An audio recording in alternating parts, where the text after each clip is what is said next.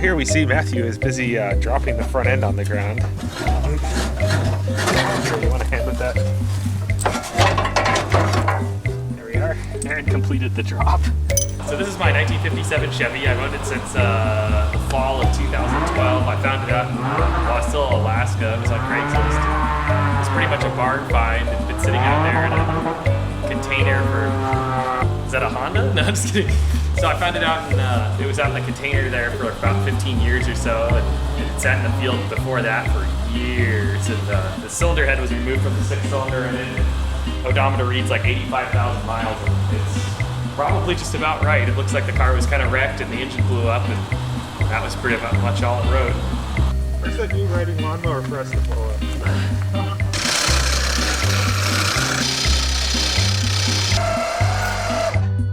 We have bumper contact. Oh yeah, it has clearance. Okay, I'm gonna keep going. These are burning my fingers, they're so hot. Look, I've melted it though.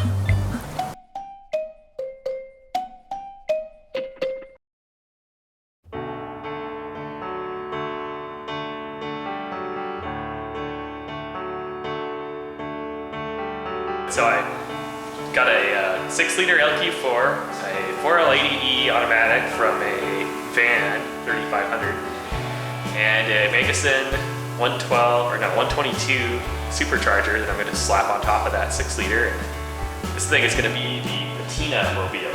Its nickname is Old Pink. Hashtag Old Pink. So as you can see, the body's super straight. Not really any rust to speak of on the exterior panels. We've really got a good solid start here. It needs the floor pans done, but that's pretty easy to do. I'll do that. Really not going to do any exterior modifications. I've got a new windshield for it. Obviously the new engine's going to go in here. On top of that, we've got a triangulated 4-link rear suspension with coilovers to put in the rear end, and a Ford 8.8 axle with 5x4.5 full pattern. It's going to be low, sitting on 18-inch wheels. 18x8s, matching in the front.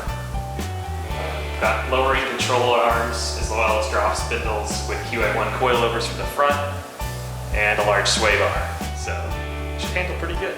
Oh yeah, Cooper Xeon 245/40 18s in the front. We'll see if those will fit. I'm pretty sure they will. And the rear will be a 265/45 18 to give myself enough clearance with the rear factory real wheel tubs.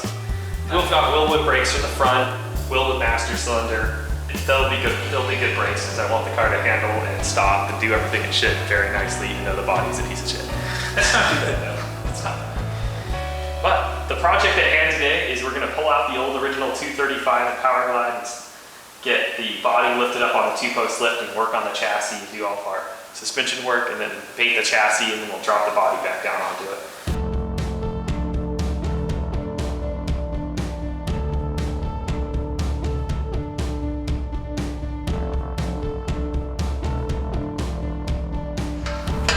Taking off the rear bumper.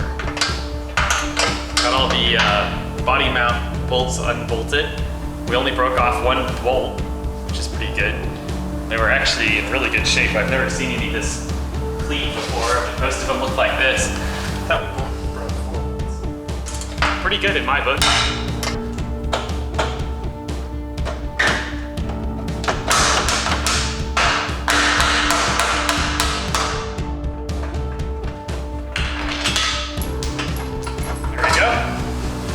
Yeah, let's go in front of the Chevelle.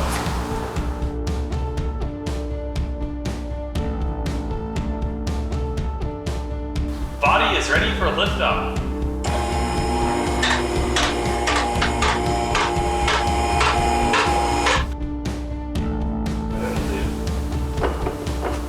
I'm sold. Yeah.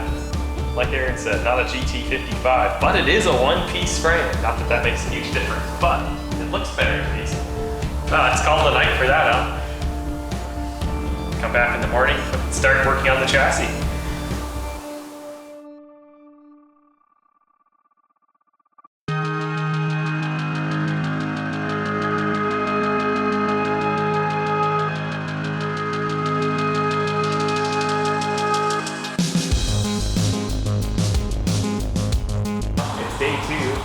separated the body from the frame. We're doing a pro touring build on this car. We're gonna put this 8.8-inch axle into the 57. Yeah, the 8.8 is a Ford Explorer axle, actually. It's 59.5 inches wide with 373 positive traction unit in the center of it. It's got 31 spline axles and disc brakes. All that for $270. Junkyard special. What's the plan for painting this frame and everything? Mounted the 4-link, and then we are going to use our signature detail and get the chassis, the welding on the chassis finished first with the 4-link bars and everything, and then we'll take it outside. We'll actually knock all the scale off of it with the 40-grit DA, and then treat it with phosphoric acid, and we'll do an epoxy sealer on top of that, and then base clear. See how that works. We also got a cargo strap and ratcheted it up to the frame too. That's even sketchier because it'd be like,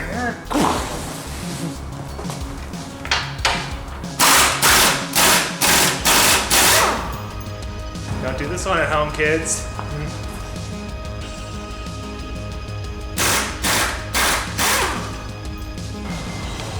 What's going on here?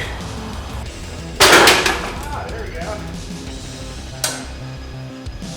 Of course, the correct strategy is stand back until the bolts let go. Frame is pretty thin right there, so the material that the control arm attaches to often gets damaged. It's got the Willwoods in the front and the Woltwoods in the back.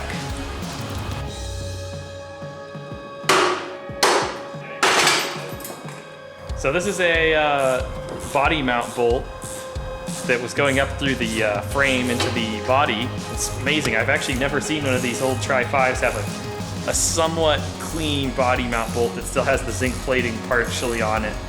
Obviously there is some rust, but that's crazy. When we pulled the heater core lines, the original blue antifreeze drained out of the heater core.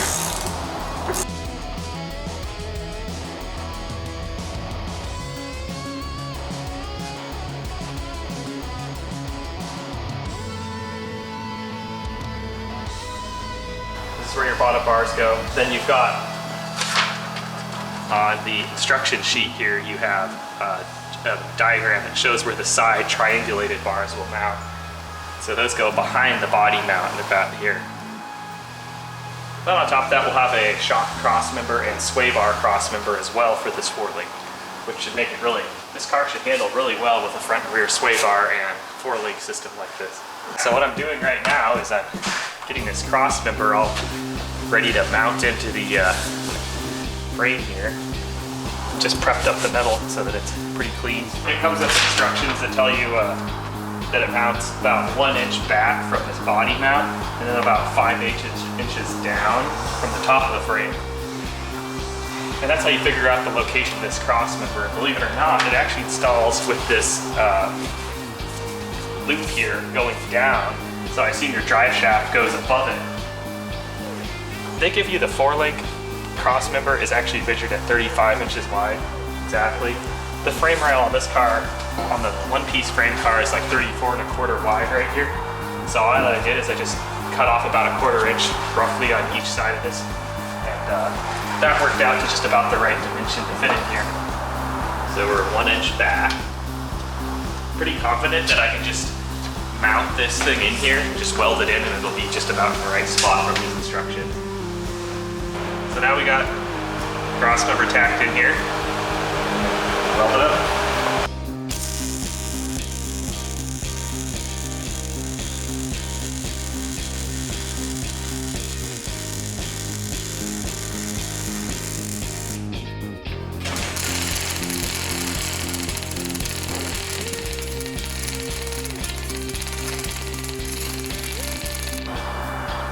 Not too bad for a $400 auction welder.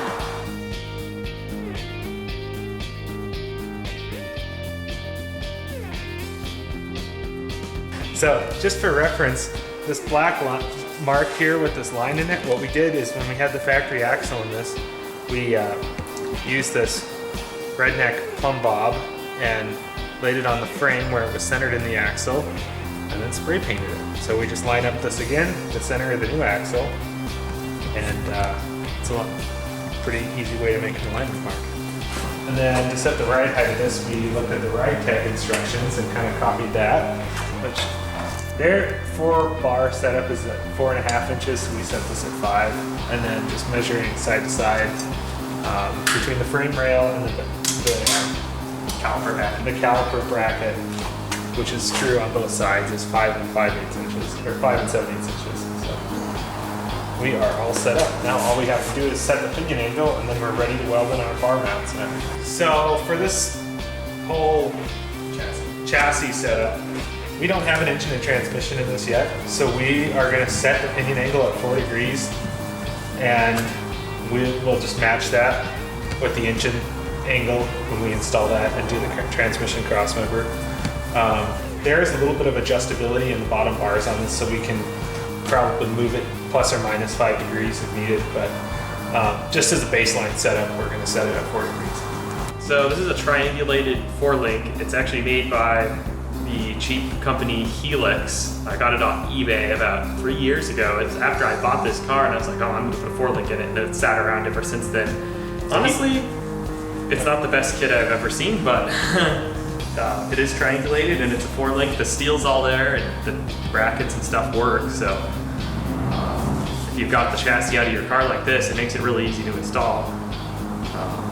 Would I buy it again? Probably not. The joints? The joints are not really the best thing. They're kind of like these weird pressed-in joints with grease inside of them. Pretty sloppy, honestly. The other side are kind of like a combo poly bushing thing with a threaded screw adjustment. So this is a fixed bar, and then you have to take it loose and adjust it as needed when you're installing it. You also have to cut these bars down and weld on your threaded part adjuster. Yeah, datum. So I know those are 30 inches. All right. So our goal is to use reference points from the axle to locate where our mounts are going to go. So that way, if we use reference points on the axle that are exactly the same on each side, it'll be exactly centered on the axle. And so even if we have this mocked up, not in the center, it'll still center. And so, for example, if we measure from each of the caliper brackets, and we get that distance, and then we subtract the width of our brackets that we want to have. So with these brackets, the outside edge is going to be 30.5 inches. Then we subtract that from our overall distance. So like, for example, we're saying from the caliper brackets. And then you take that width and you divide that by half to get the distance from each side to the where the bracket for the 4-link is going to go. So and then it'll be exactly centered. So with that being said, the width between the caliper, the caliper brackets is 53 inches. 53. So minus 53 minus 30.5. 30.5. Yep. Okay, that's 22.5. Now divide that by 2. 11.25. Okay, so 11.25 is going to be the distance from the back of the caliper. Here, I can hold this if you want me this, please. Have the third hand here. Back a little more. There we go, right there. So now once your bracket's in place, mark it and weld it in.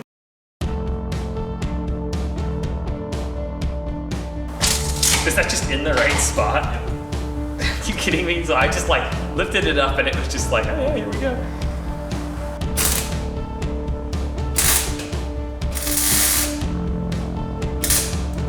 All right, so what we've done here is we figured out the center places for these brackets to go for the upper bars on the 4-link on the axle housing.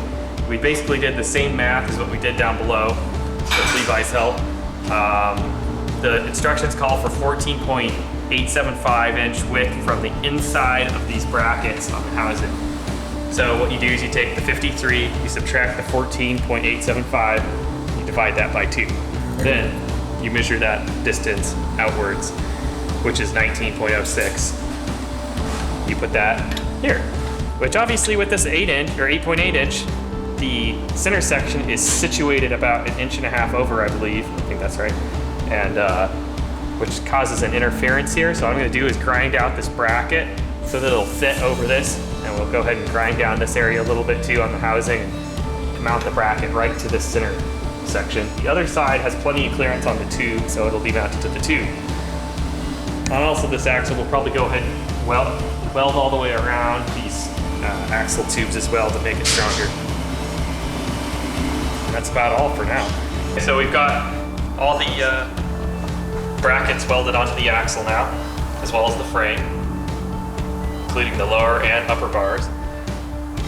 Pretty much what we're doing here is the axle is perfectly situated in the center.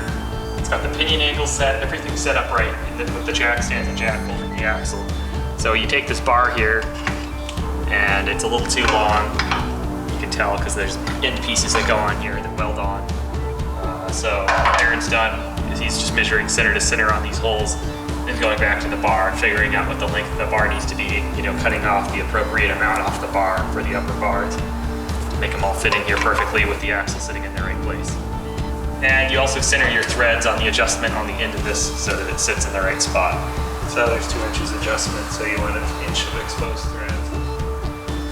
Yep, so it can be adjusted either way, so you can get more pinion angle or less pinion angle if you need it after the fact. And you're like, oh crap, I just screwed it up, So yeah, that's what we're doing. So it's the end of day 2, and we've got the full 4-link installed in the chassis of the 57 Chevy. It's all welded in, we've got the cross members welded, axle brackets welded, and the bars are installed. So we're ready to roll on to the next step, which is painting the chassis. Got to strip down the chassis with a 40 grit DA and spray it with epoxy primer and shoot base clear coat on it. Simple as that. Bing!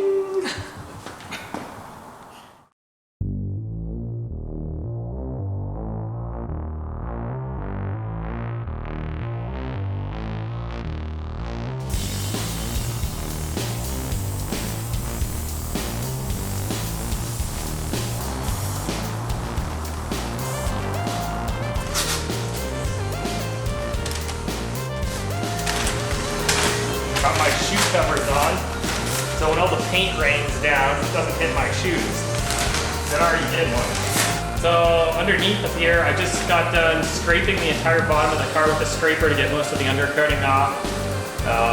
Then I went ahead and phosphoric acided all the rust, so let that sit on there for a couple minutes and drip off. Then I wiped it off with a microfiber towel. That pretty much converts the rust back into not rust and prevents it from continuing to rust. Then on top of that, I'm going to throw on a top coat of POR 15 to seal the rust and keep it from coming back again most likely. And it'll just protect the bottom of this car because it's not really coated with anything right now. There's some original red oxide primer is underneath of here from the factory, and it doesn't last. I can still see some, which is amazing, around where the gas tank was. You can still see the original paint, which is pretty cool. The phosphoric acid actually brought that back out. It was like the surface rusted over it, and then when I acided it, you could see the original paint again. We just got the frame back in from the paint shop. Paint shop also known as Outside, with Aaron painting it. So it's painted a random gray color that we had some extra paint of. Some epoxy primer. Base clear coat. First of all, tonight we're going to work on the front control arms, the upper and lower control arms, and assemble up the QA1 stuff. See where we get with that. Factory parts. Those are no longer needed in this project. Oh, it did include bolts and everything we need. Convenient. So what this is here is a QA1 coilover kit that's designed for 55 to 57 Chevys, and I think some other GMA bodies as well, like the Chevelles and stuff. This takes as well. So pretty much this goes to the upper spring pocket, the upper part, and then the lower one rides on the QA1 adjusters here, so you can adjust your front end height. It's a 0 to 2 inch drop, so I can drop it 2 inches with these, or it can sit at stock height, whichever it wants. I have 2 inch drop spindles as well, so this car will just inherently sit low with these. Right on. Yeah, and they're adjustable as well. And made in the USA. Yeah, made in the USA. Best part right there. Here we have a spring seat bearing adjusters. It looks like they kind of broke in shipping. I'm gonna open it up and see what's up. Now have fun putting the bearings in.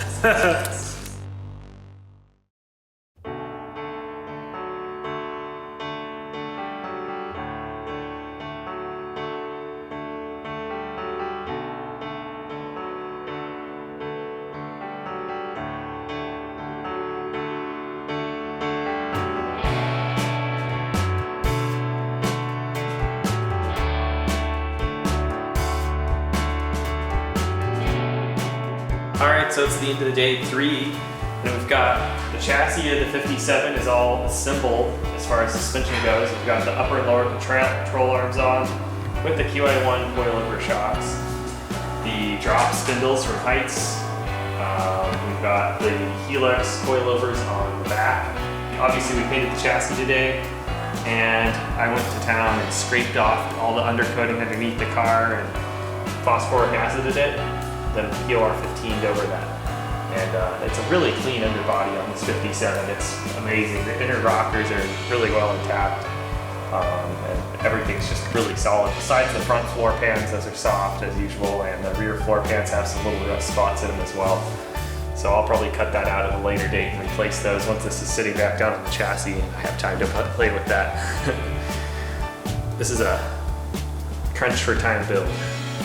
The frame is sitting on jack stands and ready to have the brakes assembled on the front end, and we can start pulling our brake line.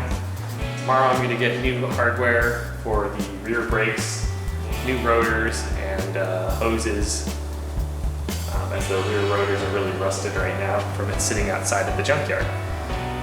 Other than that, stay tuned for updates. We'll be working on this throughout the week, so that's it for now.